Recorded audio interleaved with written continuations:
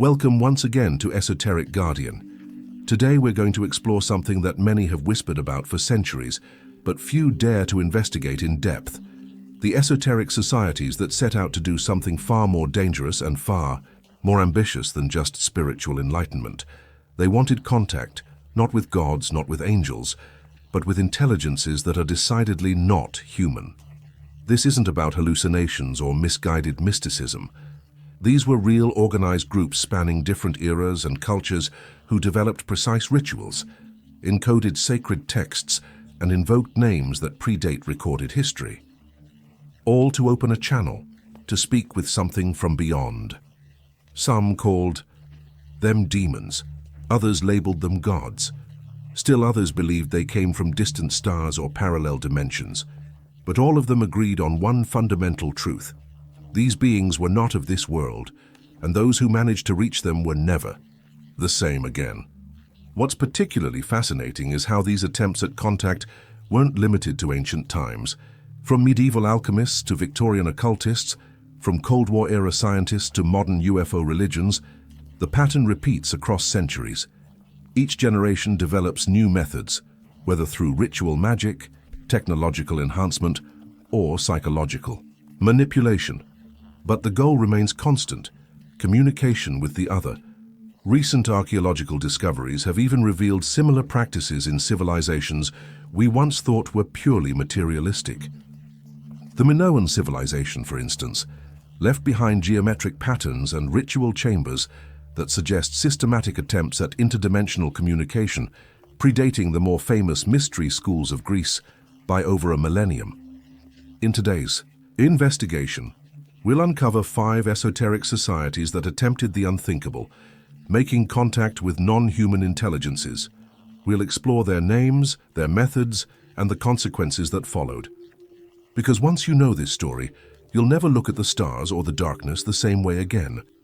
In the heart of Victorian England, a time obsessed with seances, mysticism, and secret brotherhoods, emerged one of the most influential and enigmatic occult societies of the modern age, the Hermetic Order of the Golden Dawn.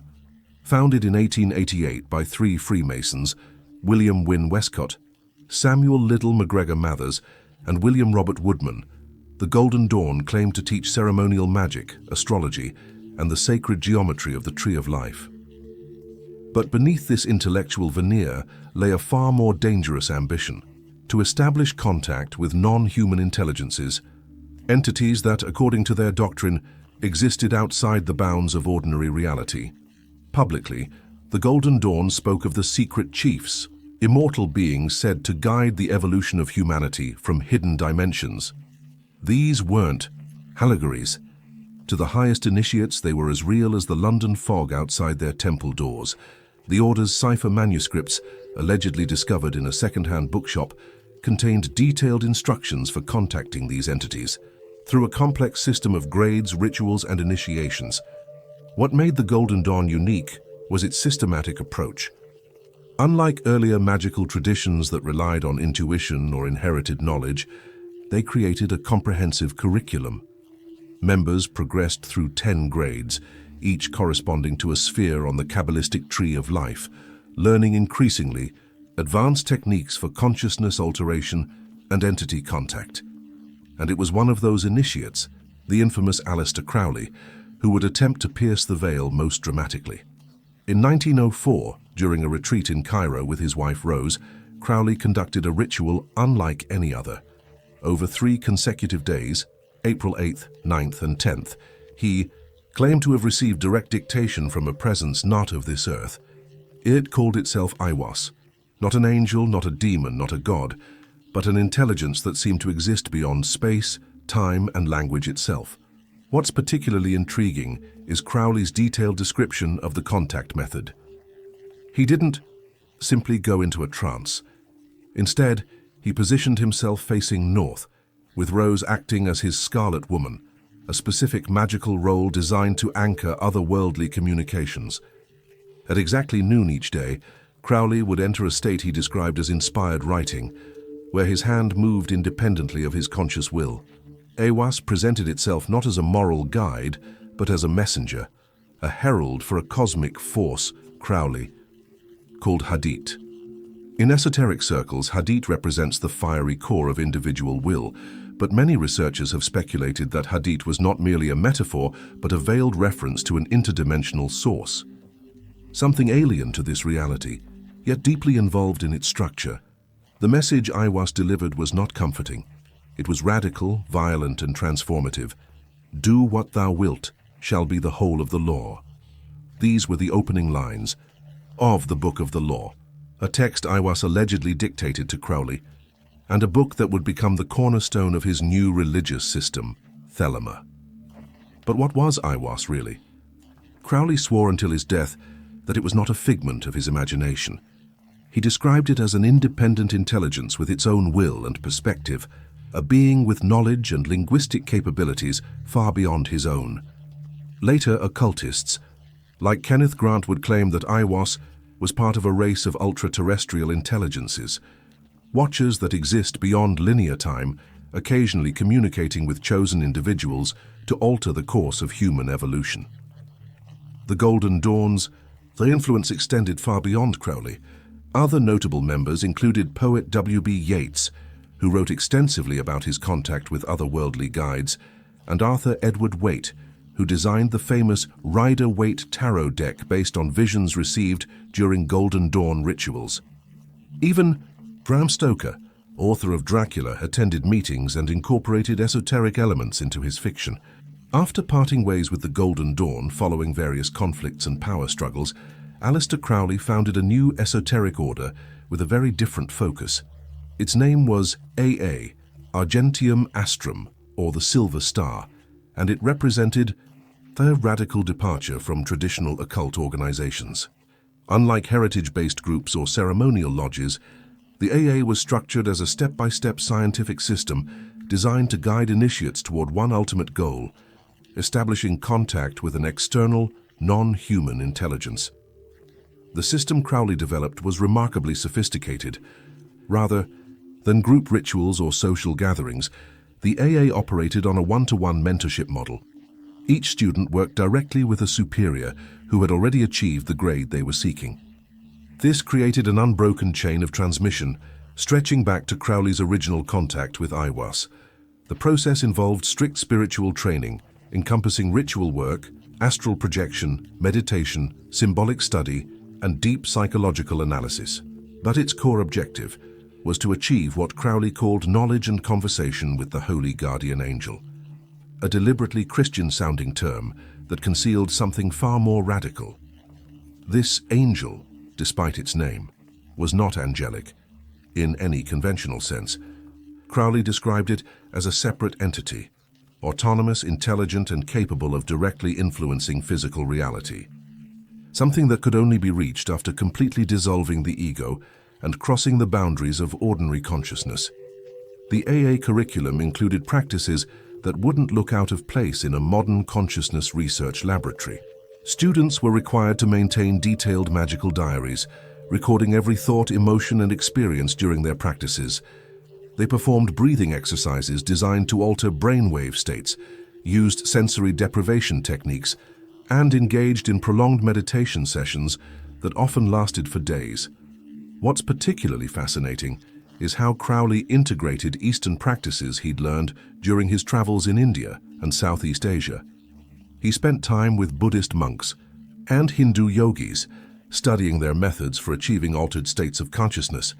These techniques were then systematized and combined with Western ceremonial magic to create what he called scientific illuminism, an approach to mysticism based on reproducible results rather than faith. Crowley's own experiences with non-human contact didn't end with Aiwass. In 1918, during a series of rituals known as the Amalantra working, he encountered another entity, Lam.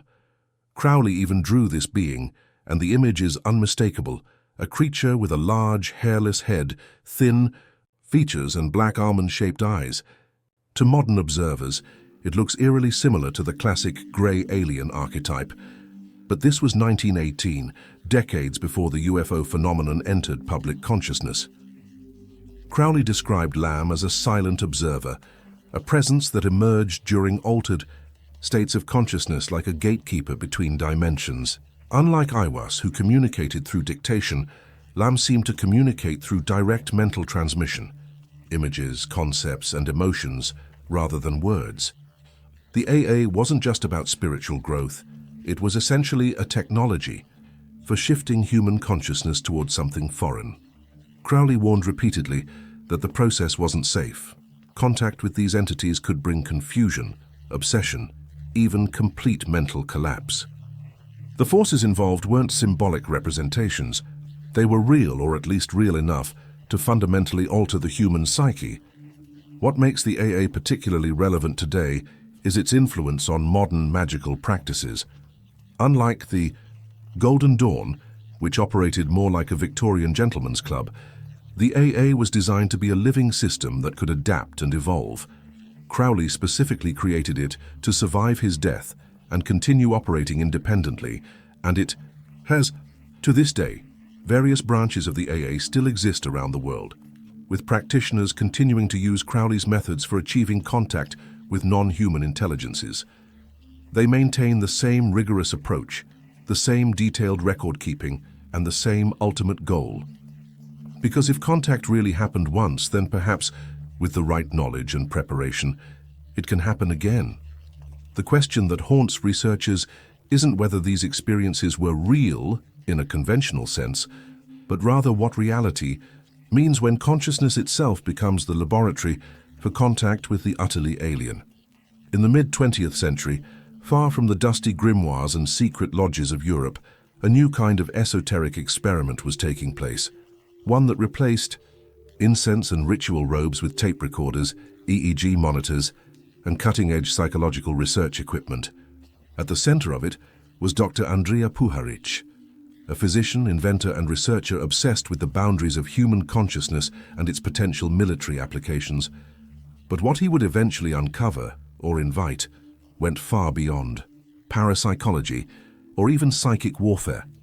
Working from a secluded estate in Ossining, New York, that he had converted into a research facility known as Lab 9, Puharic assembled an extraordinary team. Military officers with top-secret clearances, scientists from prestigious universities, professional psychics and intelligence consultants all gathered to explore altered states of awareness, using sophisticated trance techniques and experimental equipment that was decades ahead of its time. Puharic's background made him uniquely qualified for this work. He held patents on electronic devices designed to enhance psychic abilities, had conducted groundbreaking research on the effects of electromagnetic fields on human consciousness, and had worked with the US Army on projects that remained classified for decades. His approach was methodical, scientific, and utterly serious. The Lab 9 experiments began in the late 1960s and continued through the 1970s, coinciding with the height of Cold War paranoia about Soviet psychic research programs. The American intelligence community was deeply concerned that the Russians might develop psychic weapons or remote viewing capabilities that could provide decisive military advantages. Puharic's work was initially funded through legitimate scientific channels, but it soon attracted attention from much more shadowy sources. His goal was ambitious: to make contact with intelligence sources beyond the limitations of human consciousness. And according to detailed session transcripts that survived, he succeeded, though perhaps not in the way he expected. What answered back was a collective intelligence calling itself the Nine. They did not identify as spirits, demons, or extraterrestrials in any conventional sense. Instead, they described themselves as cosmic overseers, eternal intelligences assigned to guide the spiritual evolution of humanity from a plane of existence that transcended both time and space. Each of the Nine represented a different force or aspect of universal order, corresponding roughly to the ancient Egyptian Ennead, the 9 primary deities of Heliopolis.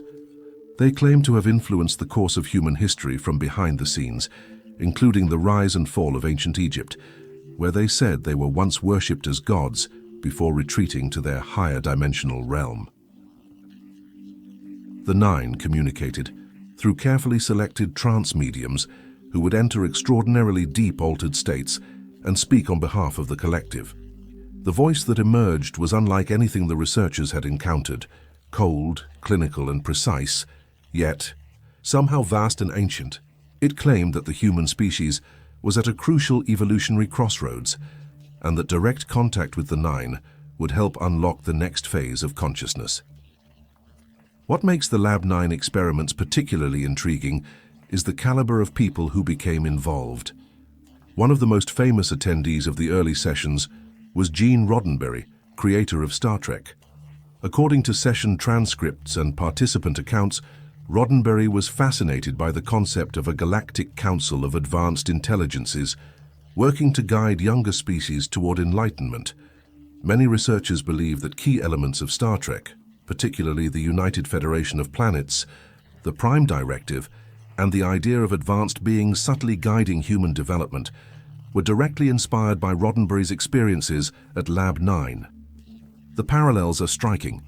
Both the Nine and the Federation present themselves as benevolent, overseers working to prevent self-destruction and promote spiritual evolution among developing civilizations. But Roddenberry wasn't alone in his fascination.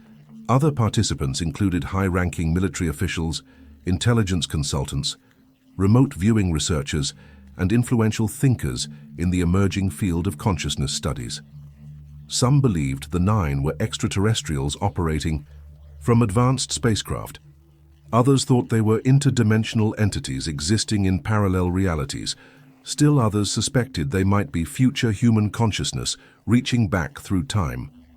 But all agreed on one fundamental point. The communications were demonstrably not human in origin. The Nine provided detailed instructions for expanding human consciousness, warned of future global upheavals with remarkable accuracy, and described themselves as part of a universal system of balance and oversight that operated on a scale almost incomprehensible to human understanding. They also expressed particular interest in certain bloodlines, psychic abilities, and even specific DNA patterns, implying that humanity itself was part of an ongoing evolutionary experiment being conducted by intelligences vastly superior to our own. Unlike Crowley's rituals or the Golden Dawn's initiations, Lab 9 operated more like a covert psychological operation, combining advanced mystical techniques with cutting-edge scientific methodology. Participants underwent extensive psychological evaluation. Their brain activity was monitored during sessions, and every word of the communications was recorded and analyzed. But the end goal remained the same as it had been for centuries: contact with non-human intelligence. In this case, however, it came not through traditional magic, but through technology-enhanced trance states, guided by people in laboratory coats rather than ceremonial robes. The project eventually dissolved amid internal conflicts and external pressures, but its influence continued. Several participants went on to found major New Age movements, while others integrated their experiences into mainstream scientific and entertainment careers. The techniques developed at Lab 9 influenced everything from remote viewing programs to modern channeling practices. To this day, the true nature of the Nine remains one of the most compelling mysteries in consciousness research. Were they genuine cosmic intelligences, sophisticated psychological constructs, or something else entirely? Whatever the answer, one thing remains clear. Someone or something was speaking through those trance mediums, and some of the most influential minds of the 20th century were listening and acting on what they heard. Not all esoteric societies operate in shadows draped with secrecy. Some function in plain sight, complete with websites, international conferences, and public statements that would make traditional occultists blanch. Yet behind their apparent openness lies a worldview as strange and radical as any secret order. Perhaps more so because they claim their non-human contacts are not mystical entities, but physical beings with advanced technology who created humanity itself. One of the most controversial and fascinating examples is the Raelian movement, founded in 1974 by Claude Vorillon, a French motorsports journalist and racing driver who would later adopt the name Rael. What began as a claimed extraterrestrial encounter has evolved into a global organization that seamlessly blends science, fiction, religious prophecy, and cutting-edge biotechnology into a coherent, if startling, vision of humanity's origins and destiny. According to Rael's account, everything began on December 13, 1973, during what should have been a routine drive near the Puy de la Solace volcanic crater in central France. Instead of a peaceful morning in the countryside, Rael claims he witnessed the landing of a metallic craft and was invited aboard by beings who introduced themselves as the Elohim, a term taken directly from Hebrew scripture but reinterpreted in ways that turned traditional religious understanding completely upside down. These beings, Rael reported, were not gods or angels, but advanced scientists from another planet whose civilization had mastered genetic engineering, space travel, and the conquest of death itself. They explained that all life on Earth, including humanity, was the result of deliberate genetic engineering conducted by their species approximately 25,000 years ago. According to the Elohim, every major religious figure throughout history, from Moses to Jesus to Muhammad to the Buddha, had been chosen and guided by them as part of a long-term program to gradually elevate human consciousness and prepare our species for eventual contact. The miracles described in religious texts, they claimed, were simply demonstrations of advanced technology misunderstood by primitive peoples. Rael said he was selected to serve as their final messenger, tasked with preparing humanity for their return, which they indicated would occur once our species had matured sufficiently to handle the truth about our origins without descending into chaos or self-destruction. Since that initial encounter, the Raelian movement has grown into a structured, international organization with members in over 90 countries. What sets them apart from traditional religions is their embrace of radical scientific and technological advancement as spiritual imperatives rather than potential threats to human dignity. Among their core practices is the cellular transmission ritual, in which a member's genetic code is symbolically registered with the Elohim through a ceremony that combines elements of baptism, DNA analysis, and sci-fi ritual. This process is considered essential for those who wish to be resurrected or cloned in a future paradise on the Elohim's home planet, a promise that blends eternal life with space-age technology. The movement holds regular gatherings where participants engage in meditation designed to enhance telepathic communication with their creators, prepare spiritually for the coming contact, and discuss the implications of humanity's true origins. These events often feature lectures on genetics, artificial intelligence, and space exploration, alongside more traditional spiritual practices. What makes the Raelian movement particularly unique is their wholehearted embrace of technologies that make other religious groups uncomfortable. They openly support human cloning, artificial intelligence development, genetic modification, and transhumanist ideals. To Raelians, these technologies are not dangerous departures from natural law. They are part of the divine plan, steps toward rejoining their creators as equals rather than creations. The movement's symbol originally combined the Star of David with a swastika, representing the union of matter and spirit according to their interpretation. However, due to widespread misunderstanding and historical sensitivity, they modified it to feature a stylized galaxy spiral in place of the swastika, while maintaining the hexagram as a symbol of their cosmic heritage. Their vision of salvation is refreshingly concrete compared to traditional religious promises. Rather than metaphysical ascension to abstract heavenly realms, Raelians expect literal physical contact with advanced beings who will arrive in visible spacecraft. Only those who have accepted the truth about humanity's origins and prepared themselves through the movement's practices will be welcomed aboard for transport to a technologically perfected world. Critics have dismissed the movement as an elaborate cult, while others view it as a fascinating example of how ancient mythological patterns adapt to contemporary scientific knowledge. Scholars of religion note that the Raelian narrative follows classic prophetic structures: divine revelation, chosen messenger, preparation for apocalyptic transformation, while updating the content for the space age. But regardless of one's interpretation, the Raelians represent something unprecedented in human religious history, a group that claims direct, ongoing contact with non-human intelligences who are not mystical entities, but physical beings with advanced technology. Unlike secret societies that speak in symbols and metaphors, The Raelians are refreshingly direct about their beliefs. Their message is simultaneously simple and unsettling. We are not alone in the universe. We never have been alone, and our creators are preparing to return. The only question is whether humanity will be ready to meet them as evolved beings worthy of rejoining galactic civilization, or whether we will remain primitive creations requiring further guidance and development. Most people think of the Illuminati as either a historical footnote, the Bavarian secret society founded by Adam Weishaupt in 1776, or as the subject of wild conspiracy theories about shadowy groups controlling world governments. But in serious esoteric circles, there's a different story entirely, one that's far less known and considerably more disturbing than either mainstream history or popular conspiracy theories suggest.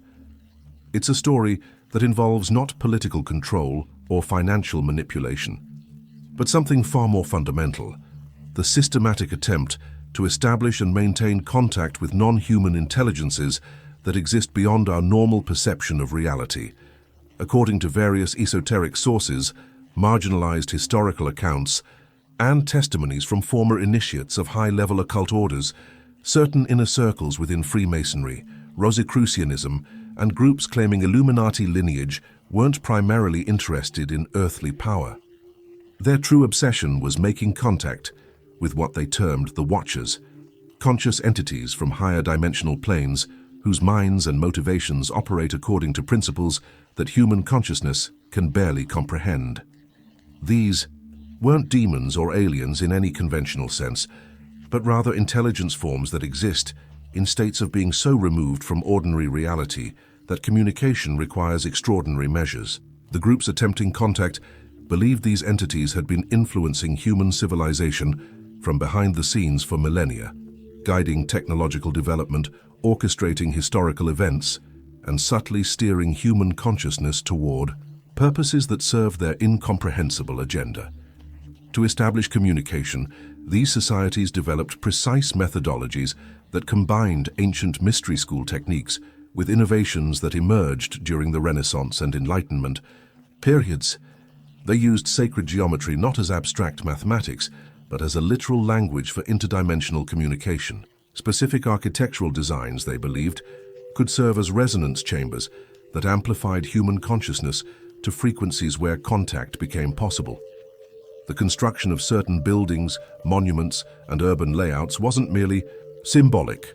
It was functional, designed to create geographic patterns that served as massive communication arrays. The positioning of obelisks, the geometric relationships between major landmarks, and the incorporation of specific mathematical ratios into architectural designs all served the purpose of maintaining an open channel to these non-human intelligences. Numerology, in this context, wasn't fortune-telling or personality analysis, but a sophisticated encoding system for preserving interdimensional communication protocols across generations. The recurring appearance of certain numbers in historical events, architectural measurements, and ritual timing wasn't coincidence. It was evidence of an ongoing dialogue between human initiates and their non-human contacts. The beings they sought to contact were known by various names across different traditions.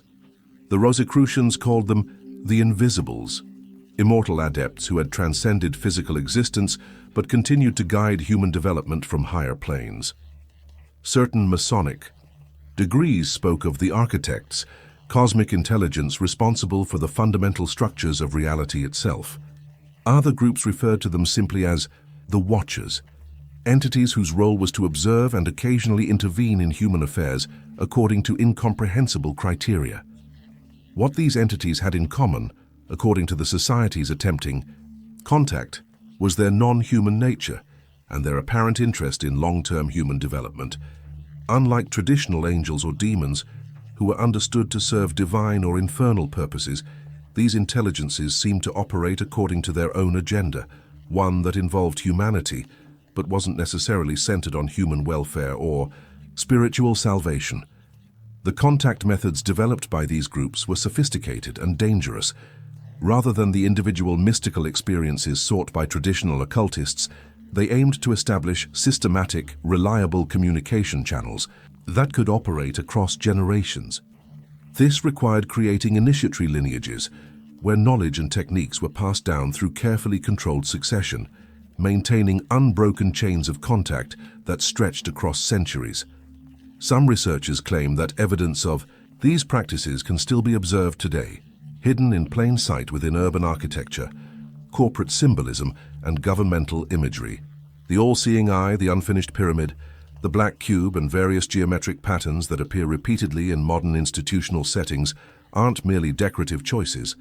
They're signals, markers of allegiance to intelligences that most people don't even know exist. The theory suggests that certain rituals and symbols continue to be employed, not as empty traditions, but as active communication protocols. Major construction projects, significant historical events, and even popular cultural phenomena are allegedly timed and structured according to principles designed to maintain contact with these non-human intelligences. There's no definitive proof for these claims, only patterns, recurring symbols, carefully documented coincidences, and occasional testimonies from individuals claiming insider knowledge. But if there's even a fraction of truth to these accounts, then we must consider a possibility that challenges our most basic assumptions about human civilization. What if the world we inhabit has been shaped not merely by human ambition, cultural, evolution, and historical accident, but by an ancient agreement between human secret societies and non-human intelligences? What if the major institutions, symbolic systems, and even technological developments that define modern life are the result of ongoing collaboration with entities whose nature and goals remain fundamentally alien to ordinary human understanding? The implications are staggering. Rather than being the autonomous masters of our own destiny, humanity might be junior participants in a cosmic arrangement whose true purpose we're not equipped to comprehend. The question isn't whether these secret societies exist, they clearly do, but whether their claims about non-human contact represent genuine interdimensional communication or elaborate collective delusion.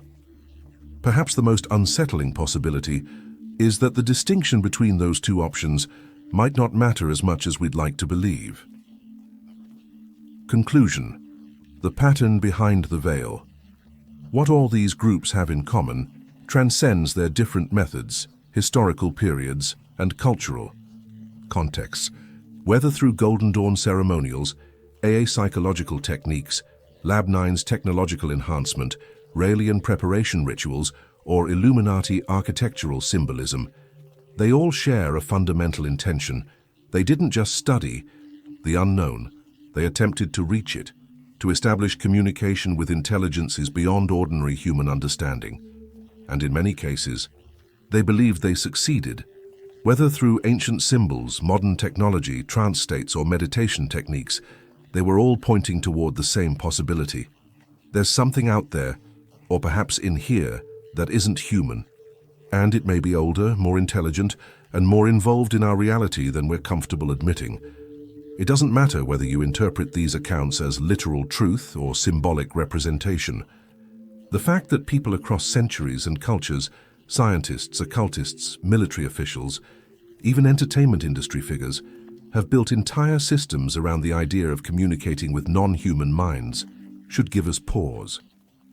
Why are we so consistently drawn to this possibility? Why do we keep discovering the same patterns across different eras, technologies, and belief systems? Maybe the answer isn't waiting for us among distant stars or in hidden dimensions. Maybe the real mystery lies in understanding how far human consciousness is willing to reach in its search for connection with something greater than itself. And maybe, just maybe, that reaching has already been answered. The only question remaining is, by what?